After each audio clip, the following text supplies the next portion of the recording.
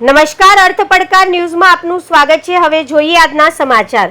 ગાંધીનગરના સેક્ટર 1 વિસ્તારમાં આવેલા ગાયત્રી મંદિર નજીક ઇન્ડિયન કોસ્ટ ગાર્ડની ઓફિસ કેમ્પસમાં રવિવારે સવારે ચોંકાવનારી ઘટના સામે આવી છે।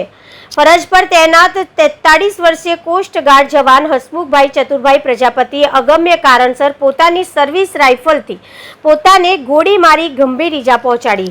ગોળીનો અવાજ સંભળાતા જ કેમ્પસમાં અફરાતફરી મચી ગઈ। સાથી કર્મચારીઓએ તેમને તાત્કાલિક ગાંધીનગર સિવિલ હોસ્પિટલમાં ખસેડ્યા, જ્યાં તેમની સ્થિતિ ગંભીર હોવાનું જાણવા મળ્યું છે। ઘટનાની જાણ થતાં સ્થાનિક પોલીસ ઉચ્ચ અધિકારીઓ અને એફએસએલની ટીમે ઘટના સ્થળે પહોંચી તપાસ શરૂ કરી છે। સ્થળ પરથી જરૂરી પુરાવા એકત્રિત કરવામાં આવી રહ્યા છે। પ્રાથમિક માહિતી મુજબ હસમુખભાઈ ગાંધીનગર નજીકના લેકાવાડા ગામના રહેવાસી અને કોસ્ટ ગાર્ડ ઓફિસમાં સુરક્ષા ફરજ બજાવતા હતા। પોલીસે પરિવારજનોને જાણ કરી છે અને સાથી કર્મચારીઓને તેમજ પરિવારના સભ્યોના નિવેદનોના આધારે ઘટનાનું કારણ જાણવા તપાસ હાથ ધરી છે।